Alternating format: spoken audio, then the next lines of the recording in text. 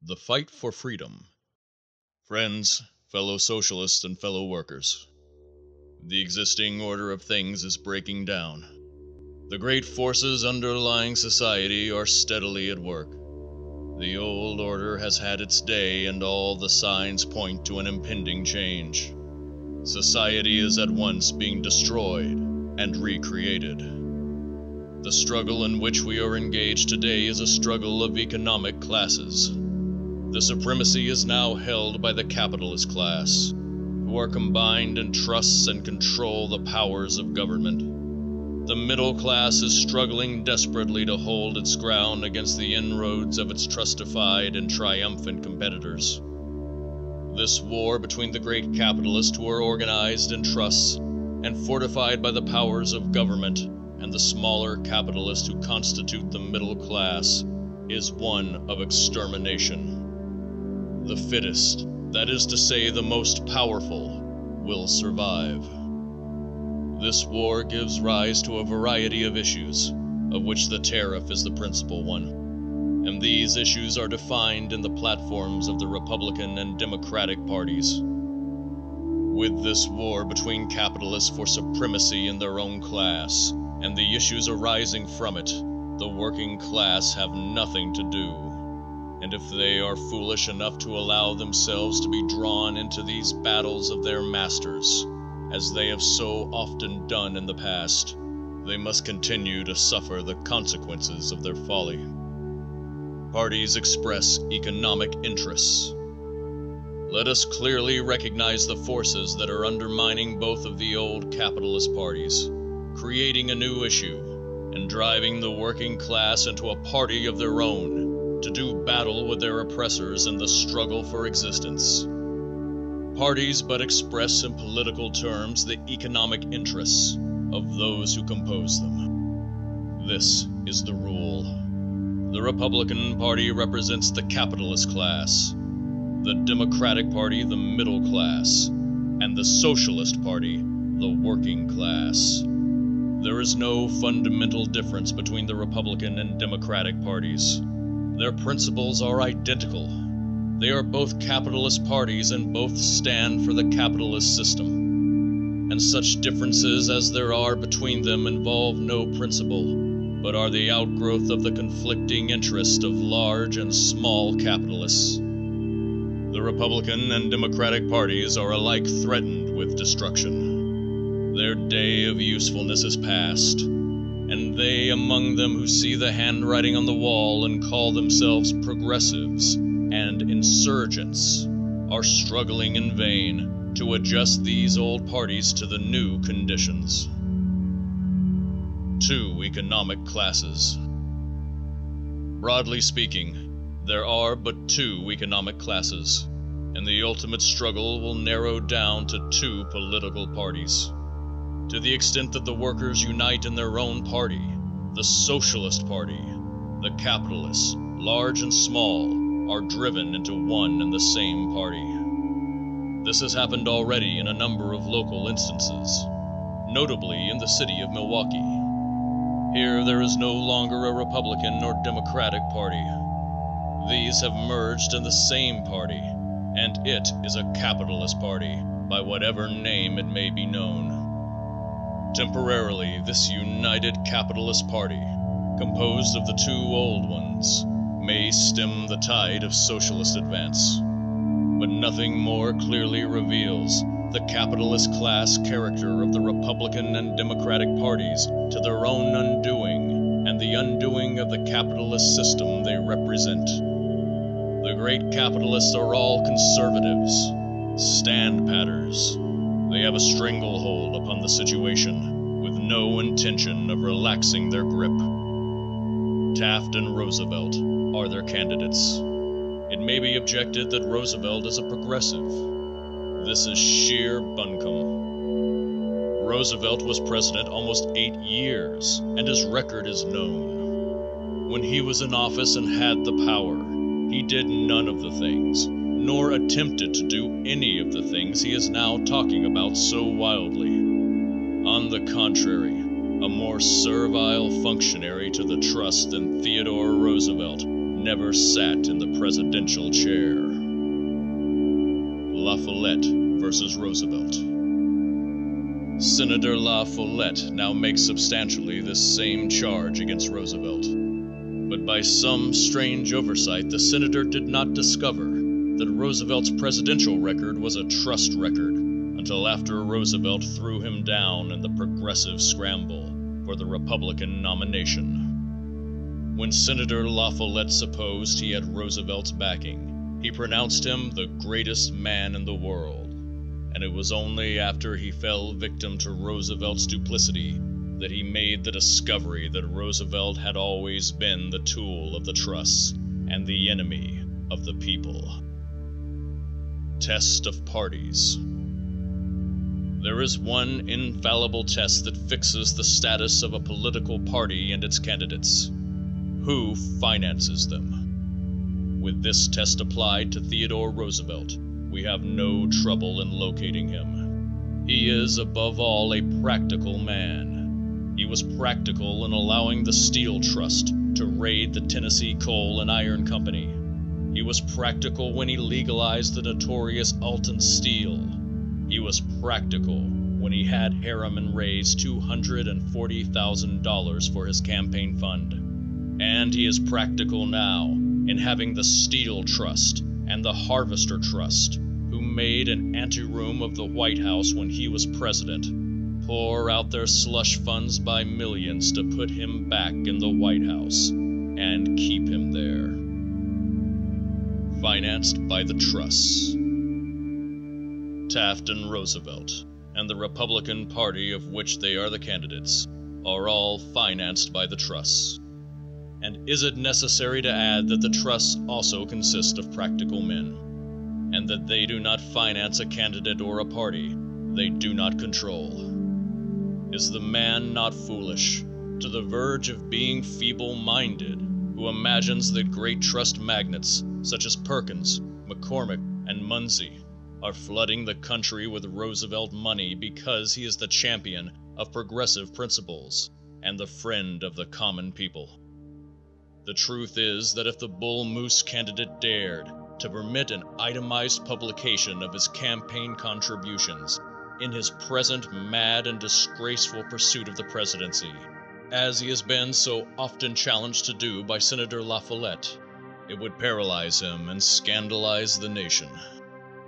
Roosevelt must stand upon the record he made when he was president and had the power, and not upon his empty promises as a ranting demagogue and a vote-seeking politician. For the very reason that the trusts are pouring out their millions to literally buy his nomination and election and force him into the White House for a third term, and if possible for life, the people should rise in their might and repudiate him as they never have repudiated a recreant official who betrayed his trust. So much for the Republican Party, led by Lincoln half a century ago as the party of the people in the struggle for the overthrow of chattel slavery, and now being scuttled by Taft and Roosevelt in base servility to the plutocracy. The Democratic Party. The Democratic Party, like its Republican ally, is a capitalist party. The only difference being that it represents the minor divisions of the capitalist class. It is true that there are some plutocrats and trust magnates in the Democratic Party, but as a rule it is composed of the smaller capitalists who have been worsted by the larger ones and are now demanding that the trusts be destroyed and, in effect, that the laws of industrial evolution be suspended. The Democratic Party, like the Republican Party, is financed by the capitalist class. Belmont, Ryan, Roger Sullivan, Taggart, and Hinky Dink are liberal contributors to its fund. The Tammany organization in New York, notorious for its corruption and for its subserviency to the powers that rule in capitalist society, is one of the controlling factors in the Democratic Party.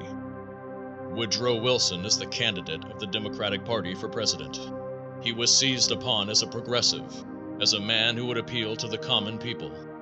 but he never could have been nominated without the votes controlled by Tammany and the predatory interests so fiercely denounced in the convention by William Jennings Bryan. It is true that Woodrow Wilson was not the first choice of Belmont, Ryan, Murphy, and the Tammany corruptionists, but he was nevertheless satisfactory to them, or they would not have agreed to his nomination. And since the convention, it is quite apparent that Wilson has a working agreement and a perfect understanding with the predatory interests which Bryan sought to scourge from the convention. Bryan and Wilson. In his speech before the delegates denouncing Ryan, Belmont, and Murphy, Bryan solemnly declared that no candidate receiving their votes and the votes of Murphy's 90 wax figures could have his support.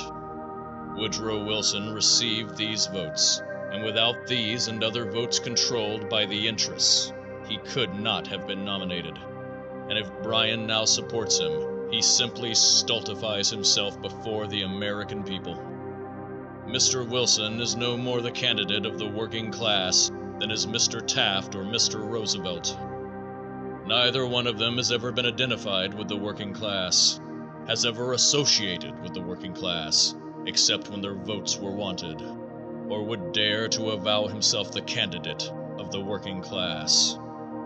When the recent strikes occurred at Perth Amboy and other industrial centers in New Jersey, Governor Woodrow Wilson ordered the militia out to shoot down the strikers, just as Governor Theodore Roosevelt ordered out the soldiers to murder the strikers at Croton Dam, New York, for demanding the enforcement of the state laws against the contractors. They reek with corruption. Both the Republican and Democratic parties reek with corruption in their servility to the capitalist class, and both are torn with strife in their mad scramble for the spoils of office. The Democratic Party has had little excuse for existence since the Civil War, and its utter impotency to deal with present conditions was made glaringly manifest during its brief lease of power under the Cleveland administration. Should this party succeed to national power once more, seething as it is with conflicting elements which are held together by the prospect of official spoils, its career as a national party would be brought to an early close by self-destruction. The Republican convention at Chicago and the Democratic convention at Baltimore were composed of professional politicians, office holders, office seekers, capitalists, retainers, and swarms of parasites and mercenaries of all descriptions. There were no working men in either convention. They were not fit to be there. All they are fit for is to march in the mud, yell themselves hoarse, and ratify the choice of their masters on election day.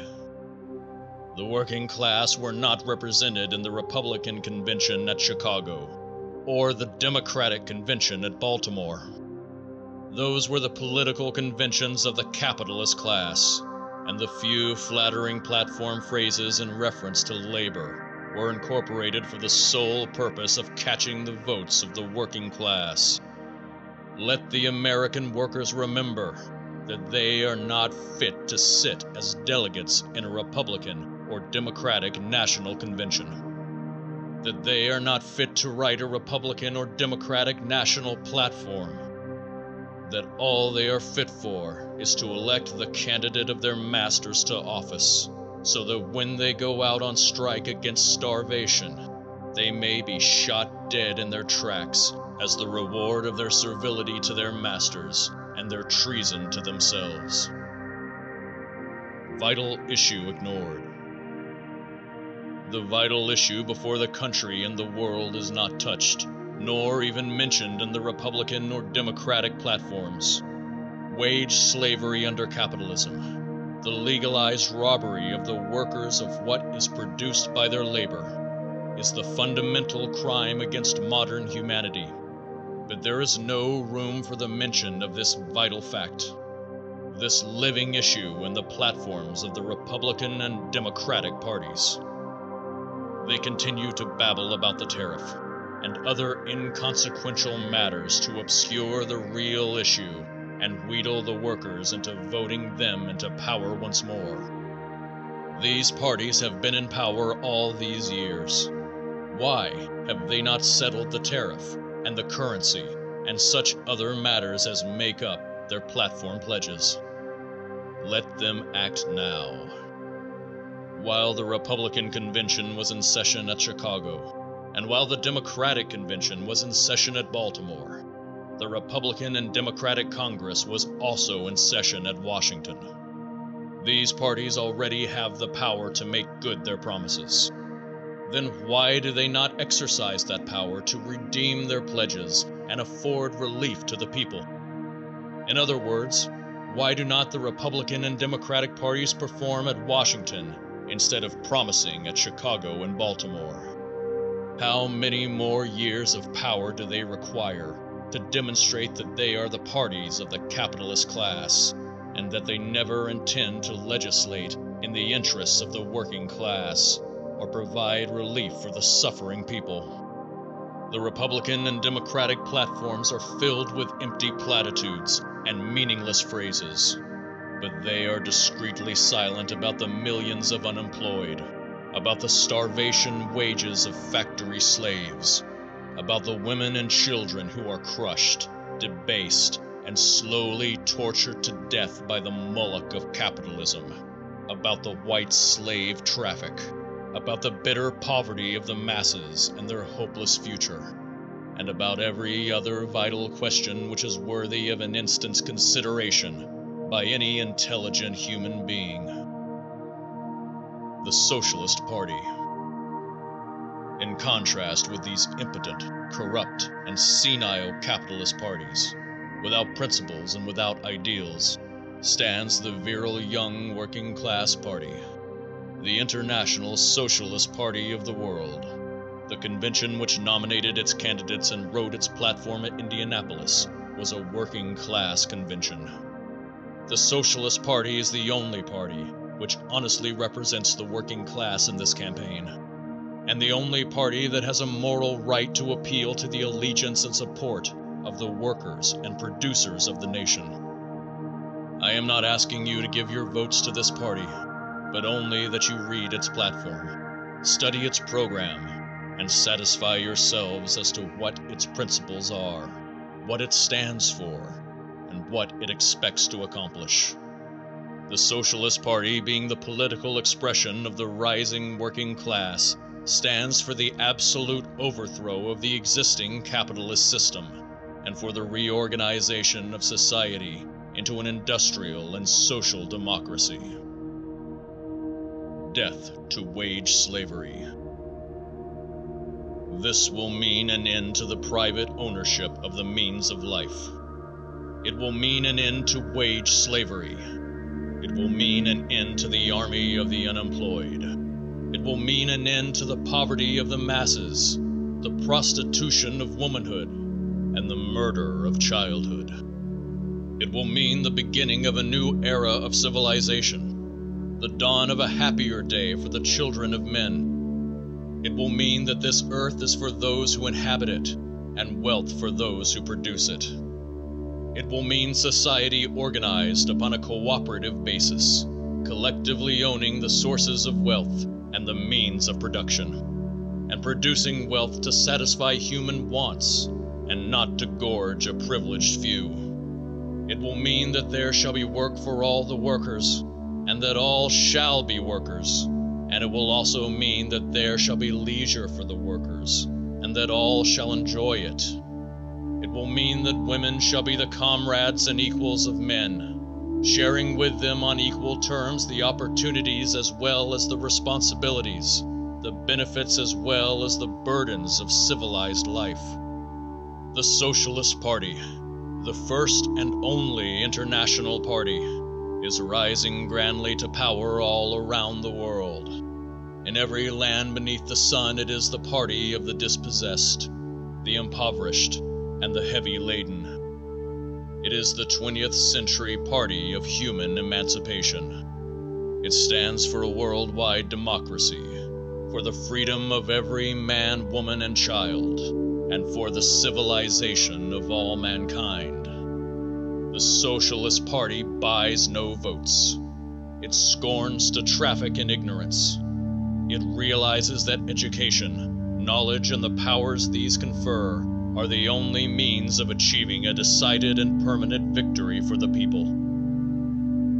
A clean campaign.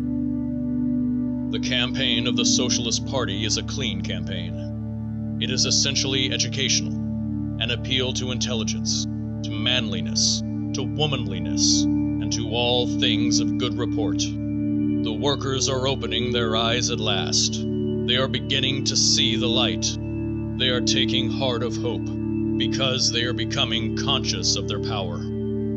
They are rallying to the standard of the Socialist Party because they know that this is their party, and that here they are master, and here they sit at their own political hearthstone and fireside. No longer can the workers be pitted against each other in capitalist parties by designing politicians to their mutual undoing. They have made the discovery that they have brains as well as hands, that they can think as well as work, and that they do not need politicians to advise them how to vote, nor masters to rob them of the fruits of their labor.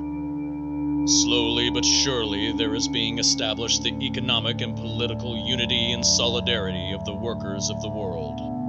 The Socialist Party is the political expression of that unity and solidarity. Unity, the keynote. I appeal to the workers assembled here today in the name of the Socialist Party. I appeal to you as one of you to unite and make common cause in this great struggle.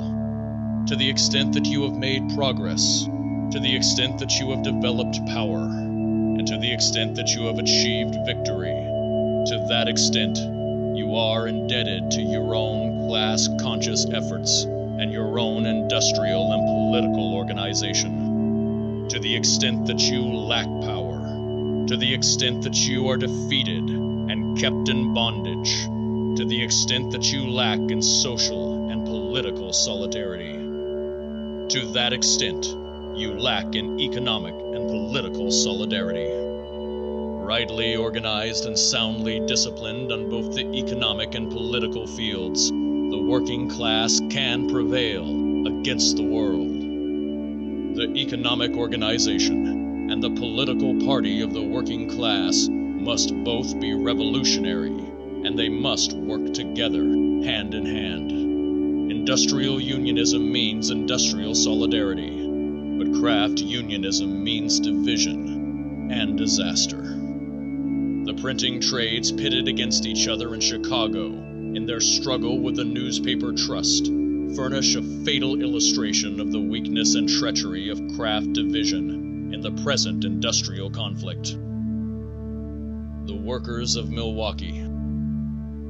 The workers of Milwaukee have to an exceptional extent overcome the obstacles to unity and have worked together with signal success on both the economic and political fields. I appeal to them in the name of the future to get closer and closer together in the bonds of economic and political solidarity. If they do this, their complete and final victory is assured. The Socialist Party of Milwaukee has marched steadily to the front since it first began its career. Its latest defeat was its greatest victory. It forced the Republicans and Democrats to unmask and to fly into each other's arms.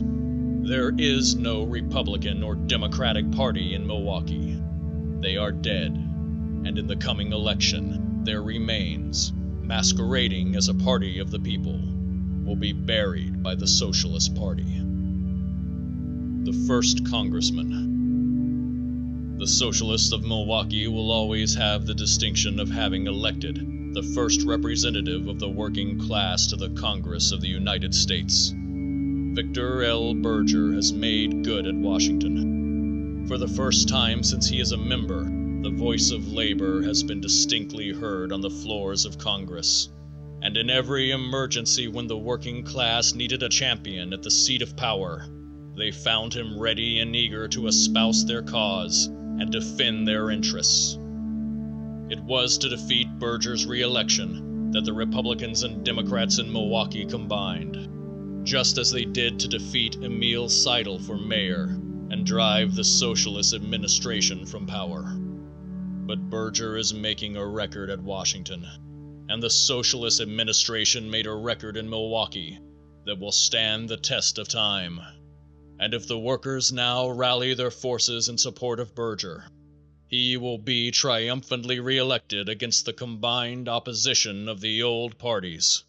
And in the next municipal election, the city of Milwaukee will be permanently restored to a socialist administration. Comrades, you are face to face with the greatest struggle you have ever had since the Socialist Party was organized. You are now to be tested in every fiber as to your fitness to hold the ground you have gained and to press on to greater victories. May you be permeated to the core with the spirit of the socialist movement and enter the fray resolved that victory shall be inscribed upon your banners. Ettor and Giovannitti. I must not fail in the presence of all these workers to speak of Joseph Ettor and Arturo Giovannitti, the leaders of the Lawrence strike, who are in prison and soon to be tried upon the charge of murder, of which they are as innocent as if they had never been born. This infamous charge has been trumped up against them by the defeated mill owners for no other reason than that they stood up bravely and fought successfully against great odds the battles of the wage slaves of the mills. Unless the workers unite in support of these two leaders, they may be sent to the electric chair. Should we suffer these brave comrades to fall victim to such a monstrous crime, it would be a foul and indelible blot upon the whole labor movement. Let us arouse the workers of the nation in their behalf, and prove to them, when their trial takes place, that we are as true to them as they were to the wage slaves in the industrial battle at Lawrence. Comrades, this is our year. Let us rise to our full stature, summon our united powers, and strike a blow for freedom that will be felt around the world. End of The Fight for Freedom.